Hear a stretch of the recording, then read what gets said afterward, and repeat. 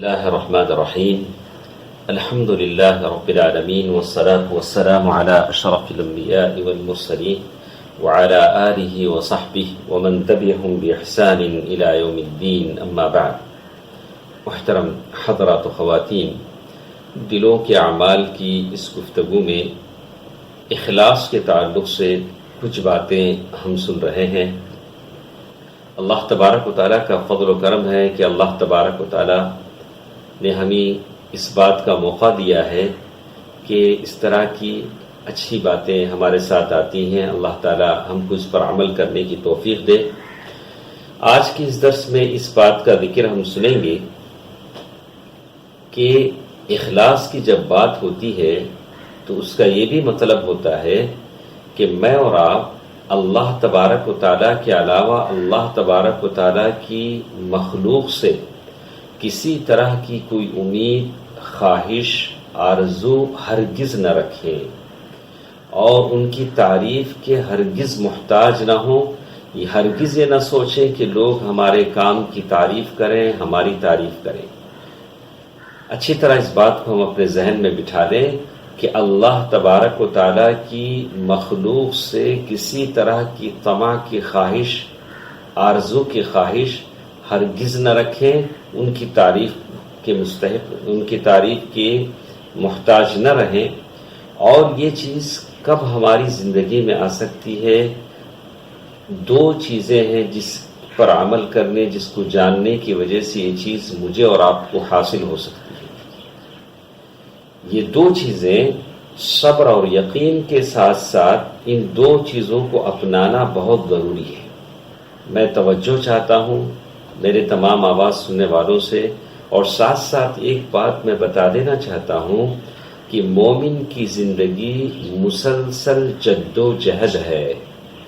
ایسا نہیں ہے کہ ہماری زندگی کے اعمال موسم سے، مہینوں سے، دنوں سے وابستہ ہیں کہ رمضان کے مہینے کے حد تک ہمارے عمل میں بڑا زور تھا اور رمضان کا مہینہ ختم ہوا تو کمزوری آ جائے، ایسی بات نہیں ہے۔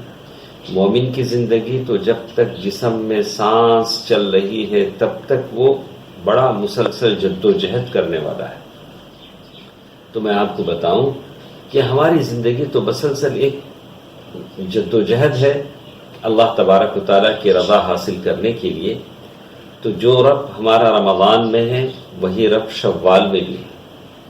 تو چلیے ہم بات یہ کر رہے تھے کہ دو چیزوں کو اگر ہم اپنا لیتے ہیں تو پھر یہ لوگوں سے ہماری امیدیں ختم ہو جاتی ہیں، لوگوں کی تعریف کی ہمیں کوئی ضرورت نہیں رہتی ہے۔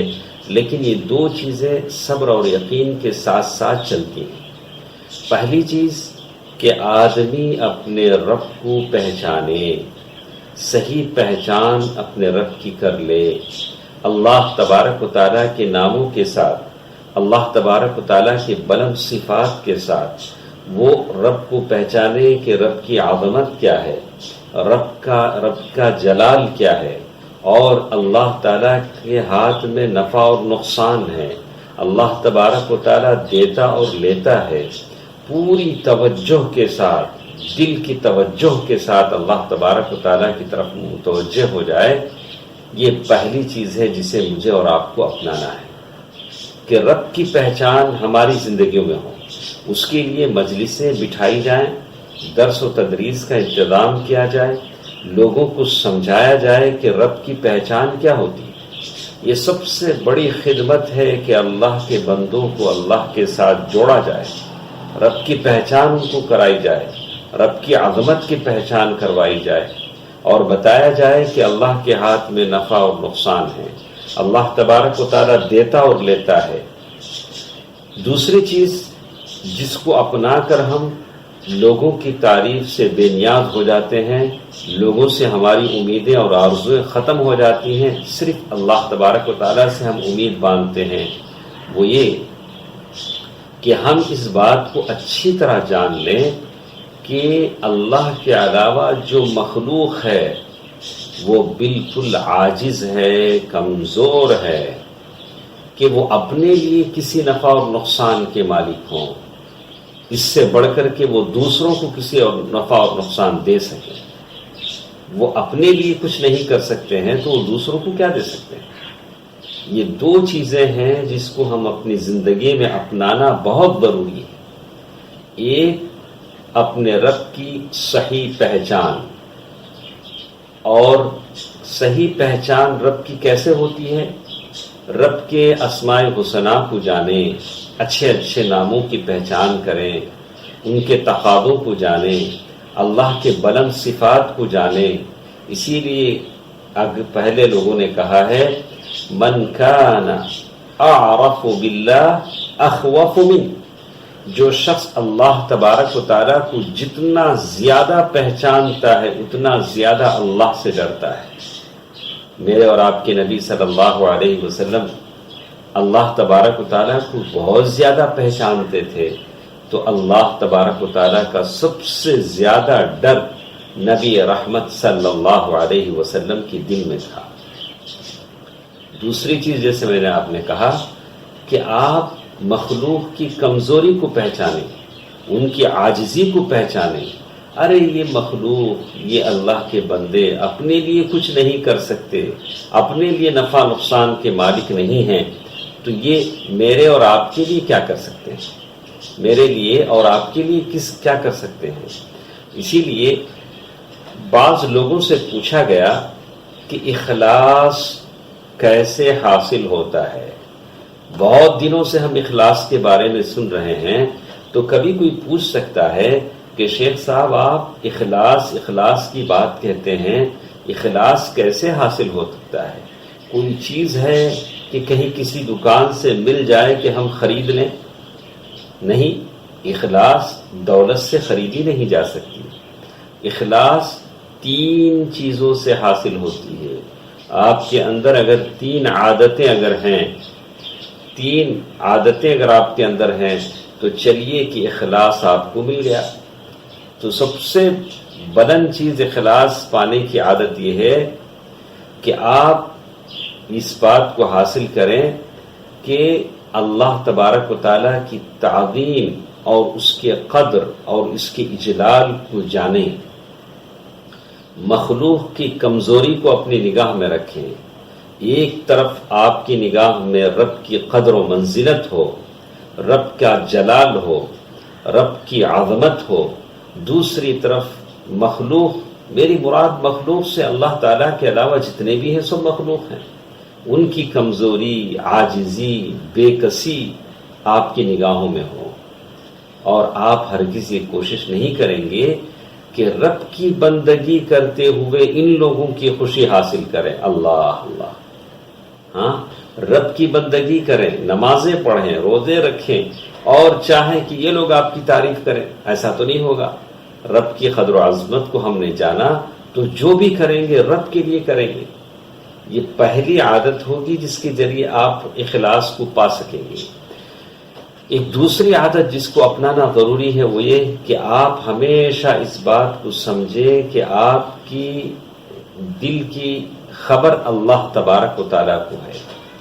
آپ اپنے دل سے جو بھی کر رہے ہیں اسے اللہ تبارک و تعالیٰ کو بتانا چاہتے ہیں۔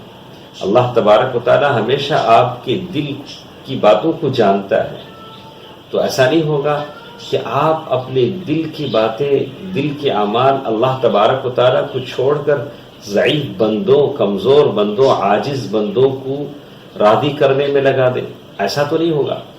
ایک تیسری بات جس کے بارے میں ضروری ہے کہ آپ اس کو اپنانے کی کوشش کریں وہ یہ کہ آپ اپنے اوپر رحم کریں، اپنے اوپر رحم کریں۔ کس بات پر رحم کریں؟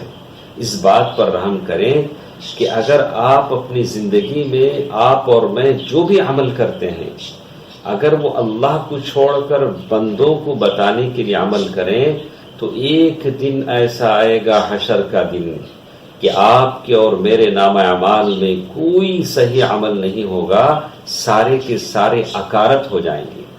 اس دن کے آنے سے پہلے میں اپنے نفس پر رحم کروں، آپ اپنے نفس پر رحم کریں تاکہ ہمارے اعمال محفوظ رہ سکیں، اللہ تبارک و تعالیٰ کو ہم اپنا عمل بتا سکیں۔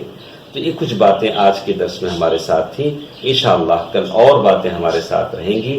اللہ تبارک و تعالیٰ پہلے دو چیزیں میں نے جو آپ کو بتائی ہیں، یہ رب کی پہچان اور دوسرا مخلوق کی عاجزی، اس کو آپ اور ہم نگاہوں میں رکھیں۔ دوسری چیز، اخلاص کو پانے کے لیے 3 باتوں کی ضرورت ہے مجھے اور آپ کی زندگی میں۔